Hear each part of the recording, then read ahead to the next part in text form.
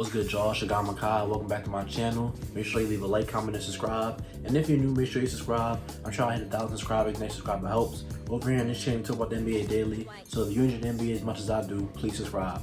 And today we're going to be talking about a young team in the East that's really making a lot of noise right now.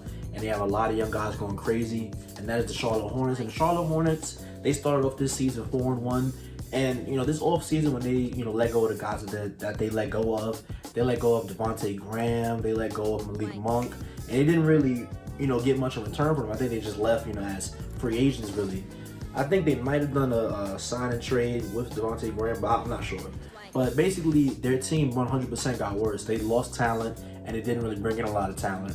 They brought in, I think they had a pretty nice draft. They got JT Thor, they got James Bouknight, they got Kai Jones, they got Vernon Carey Jr. I like all four of those guys. I especially like James Bouknight. So I think, they're kind of well positioned for the future. You know what I'm saying? Like, they have a lot of young talent. And if one of those picks, if one of those four guys can turn out to be a guy down the road, they're not really getting a lot of burn this season because the Hornets are clearly trying to make, the playoff kind of picture.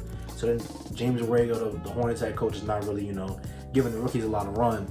But I think that James Bouknight can be a guy for them down the road. I like Kai Jones. I think he's a pretty versatile big, coming out of college. He has a lot of flaws, but I think, next to Melo, an athletic guy like that is always going to work. James Bouknight could be a guy who can, take some of the on-ball pressure away from Melo down the road in the future. But this video is not about the rookies. This video is about the Hornets themselves and just how they've been winning, why they've been winning, and just what I think about their team so far. And so far, Miles Bridges has been the biggest surprise on this team. Miles Bridges is averaging 26 points per game, 8 rebounds, 1.8 assists. He's 39% from three on 7 threes a game, 52% from the field. Miles Bridges, for most of his career, is just known as a power dunker. He's good on, in transition. He's good to throw lobs too.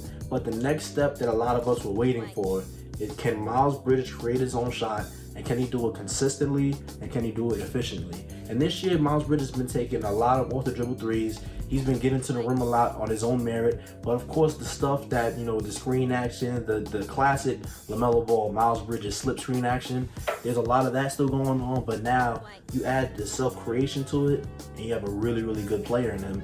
And I don't think he's going to average this for the rest of the season. It's only been 5 games, but this bodes well because we're seeing finally the creation tool that we always wanted to see. But not only has he been good on defense, he's been great on offense. Not only has he been good on offense, he's been great on defense as well. Miles Bridges has been a great defender for a couple of years now. He's good on, helping. He's good at rotating. I wouldn't say he's so much a great point of attack defender, but as far as, team defense comes, and on-ball defense, I think Miles Bridges is a great wing defender. He's pretty long, pretty athletic, pretty quick. I really like Miles Bridges. Miles Bridges is also the best rapper in the NBA. If you don't know, then you should know. But yeah, man, Miles Bridges is having a great season so far. And, we can't forget about LaMelo Ball. LaMelo Ball, the best player on this team, in my opinion. He's averaging 19 points per game, 6 assists, 6 rebounds, 45% from three, but 43% from the field, in total. And the 43% from the field in total is because, the rim stuff. He doesn't really get to the rim as much as you would like. Shout out James Boo.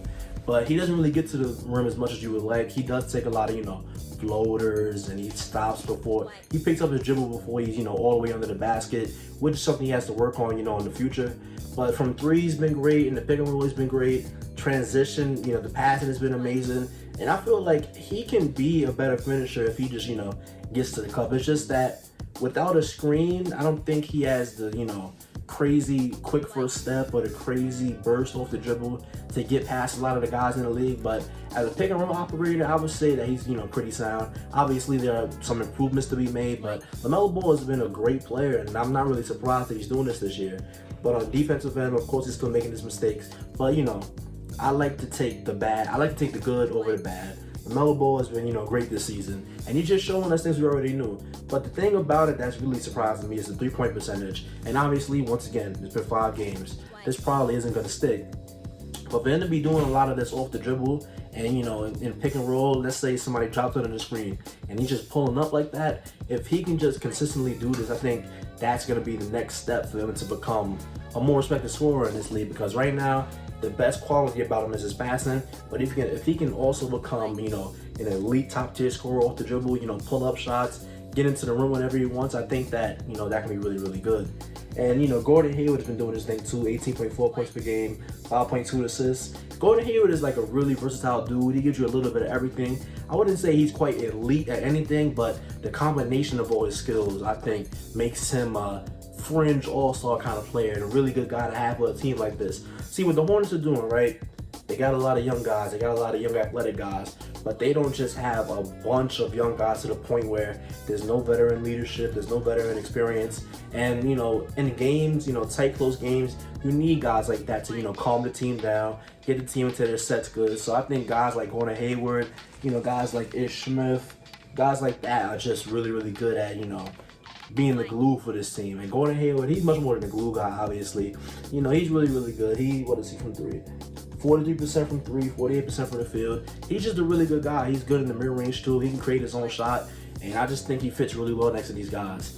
But, you know, they got Mason Plumley. Mason Plumley, defensively, he's not, you know, that good. But I would say offensively, with his passing, with his rolling, I think he's a pretty, you know, good fit for the Charlotte Hornets team. And Terry Rozier is a guy who's been, I don't want to say disappointed because he hasn't really played that much. He's played one game. Wait, what did he play? You know, he's played one game. All the other games he's been injured. So they're doing all of it. They have this record without one of their best players, without one of their best, you know, perimeter scorers. So imagine if they had him. And, you know, they're beating quality teams. They beat, you know, Brooklyn. They were in it with the Celtics for a long time, but things went wrong in overtime. They, you know, beat the Pacers. And then, you know, they took the freebies. They beat the Magic. You know, they beat teams like that.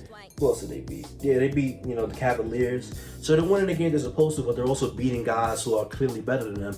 And I think, you know, for a young team, this is great for their, you know, what is it called? This is great for their confidence moving forward. And I just think they're building something really, really good. And James Borrego, I like the play calls. I like how there's a lot of, you know, slip screen actions. There's a lot of pick and roll when you have such a great guy like LaMelo.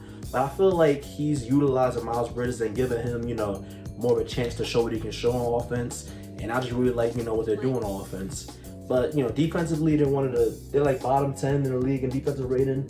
They're 21st in the league in defensive rating, but they're first in offensive rating. So, you know, you take the good with the bad. They're not a good defensive team, obviously. Miles Bridges is good. Gordon Hayward is decent. Everybody else is, you know, I forgot to talk about Kelly Oubre. Kelly Oubre is pretty much having an opposite start to this year that he had last year. Last year, he had the worst shooting start in NBA history, I think. This year, you know, it's been kind of Kelly Oubre. He's taking 7 threes a game, 33% from three, 14 points per game. And defensively, he's been just fine. Like, I wouldn't say he's been horrible, but he's been, you know, just fine. And, you know, the thing about Charlotte building this team, they got a lot of athletes and they got a lot of guys who are going to fit well next to LaMelo Ball, because LaMelo is good at finding guys on cuts, good at finding guys on rolls, but they also got a bunch of guys who can also pass to each other. Miles Bridges is a, you know, I don't want to say underrated, but a thing that's not fully known about him is that he is a pretty decent passer. Gordon Hayward is a pretty good passer, so I feel like with all the movement in this system, I feel like this team is just really well put together. Now, do I think they're going to make the playoffs? Most likely not. Do I think they're going to make the play-in? I don't know. They could make the play-in. I'm not saying it's out of the question, but the way they're starting this season, they're just a really, really fun brand of basketball to watch. And I just feel like moving forward, they've got the core guys to, you know, be a contender, you know, in a couple of years. And them not signing Miles Bridges to an extension is looking crazy right now. But I think that, you know, this summer with restricted free agency, they're probably going to retain him. So that's nothing to worry about. But yeah, man, this team is pretty nice. Oh, Ish Smith. Ish Smith needs a whole he needs a whole video by himself, because Ish Smith is really what an NBA journeyman is about. Ish Smith goes from team to team. He comes off the bench. You give him the ball. He's really, really shifty. He has one of the best handles in the league, no cap. And he's just cooking everybody off the dribble. He pulls up from mid-ranges. He gets to the cup. Being at that size, Ish Smith is just a treat to watch. Right? And, you know, we don't really got to get into the numbers with Ish Smith. Ish Smith is doing Ish Smith stuff.